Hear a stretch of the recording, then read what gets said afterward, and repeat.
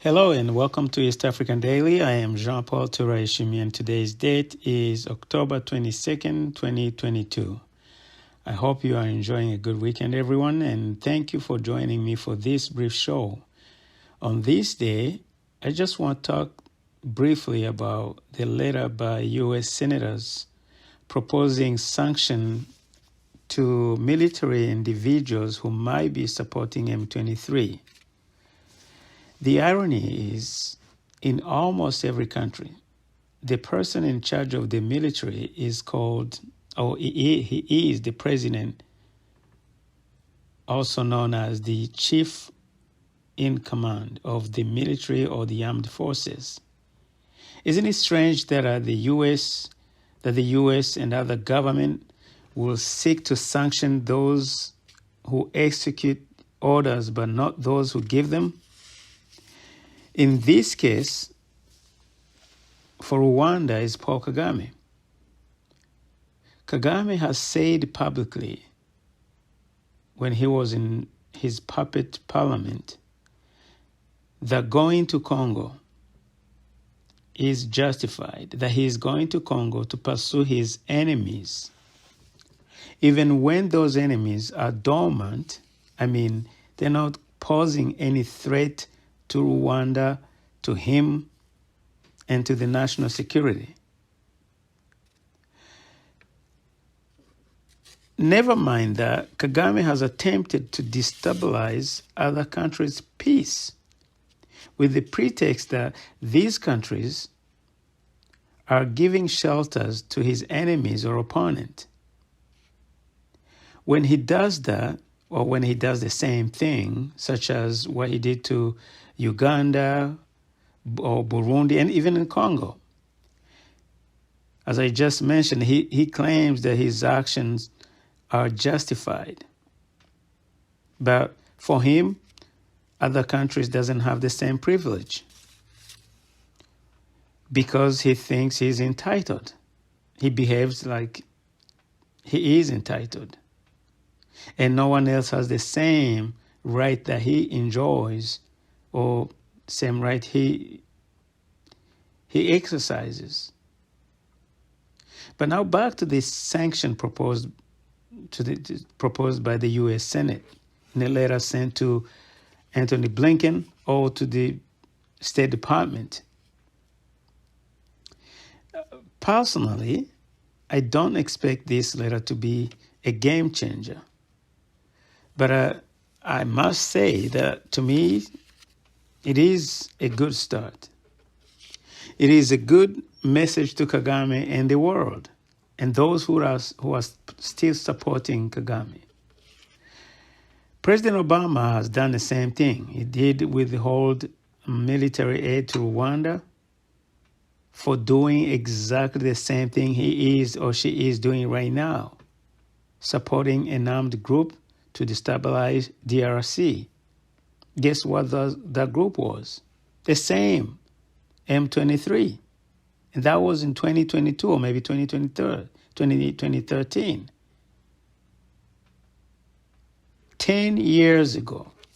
So he didn't think the sanction, and with good reasons, Kagame did not think the sanctions were good enough to alter him or to prevent him or to deter him, to stop going to Congo, to destabilize other nations. Although this is symbolic, but it also means, I think it means a lot to us and to Kagame himself. After all, the 200,000, I'm not sure that I mentioned that the aid that Obama's administration withheld was 200,000. So 200,000 US dollars only. This was military aid.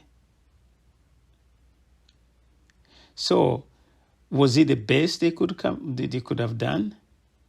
Of course not. But because the U.S. considers Rwanda to be an ally, that was just meant to say, please don't embarrass us.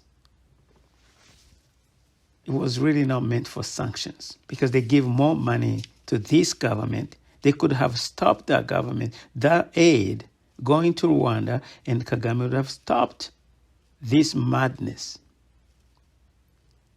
If the U.S. meant sanctions, they know what they could have done, such as stop funding Rwandan government by giving them a blank check, which is exactly what they have been doing since 1994. The blank check in the name of development aid or developmental aid, or stop military cooperation. Do you know that even going to Rwanda, going to South Sudan or Central African Republic, where Rwanda currently has a contingent, UN contingent, they cannot do that without international aid. They can't even ship their own military to those deployments. So if the U.S. wants to want to send a real message, they could stop aid to Rwanda.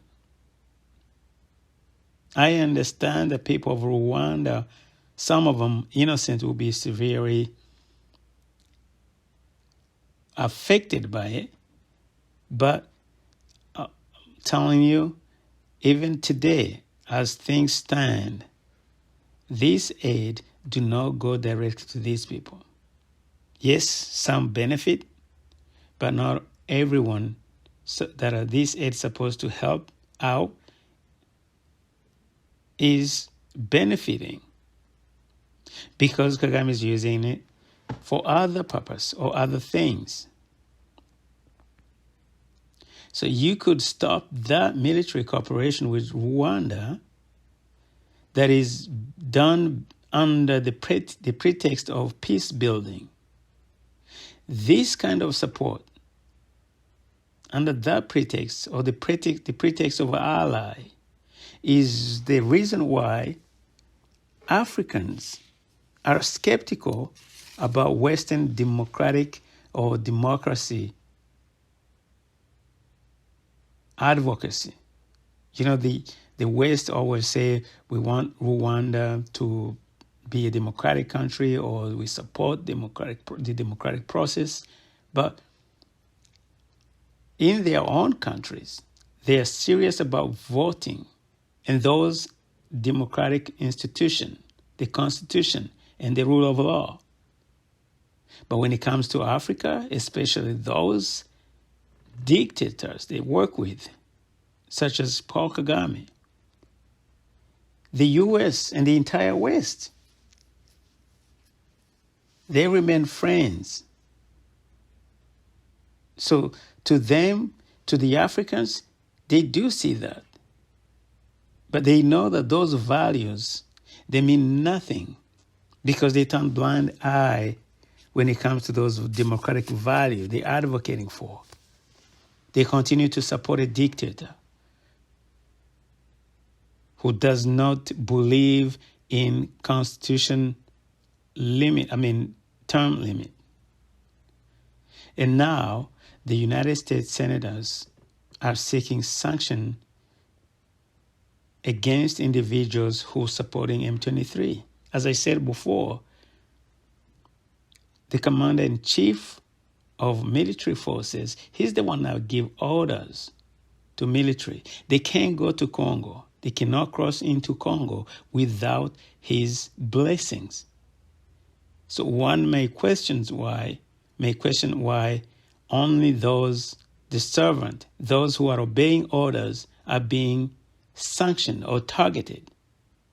So in other words, you are supporting the military maybe to do a military coup.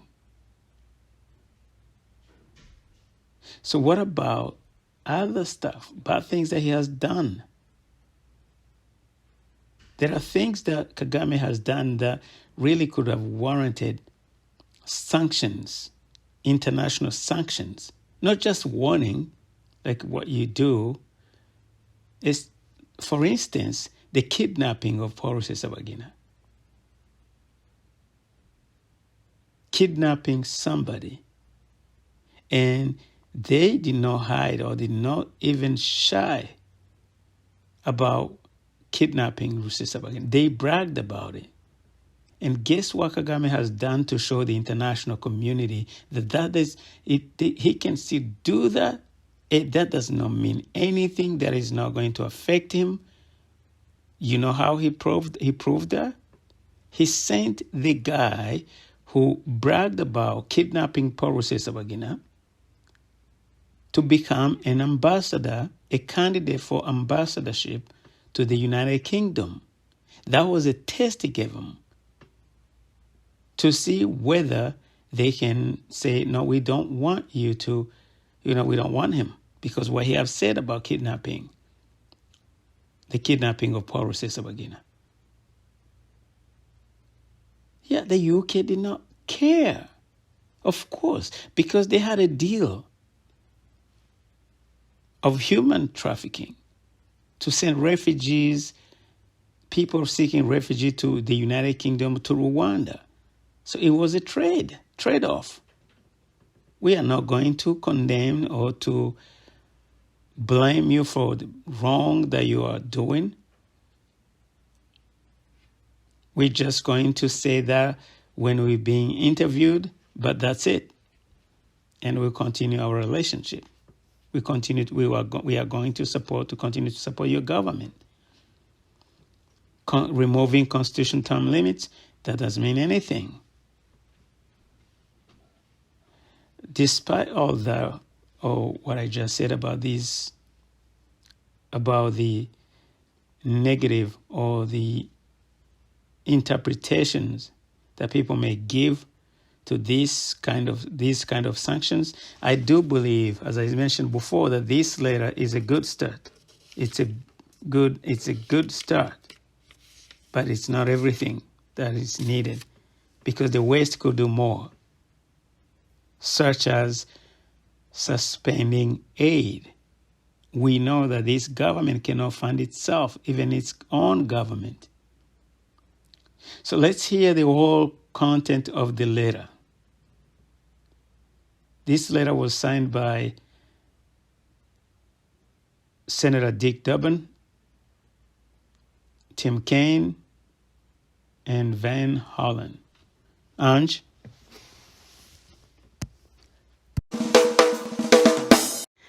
Dear Secretary Blinken and Secretary Yellen, we write with growing concern about activities of the rebel group known as M23 and the Democratic Republic of the Congo.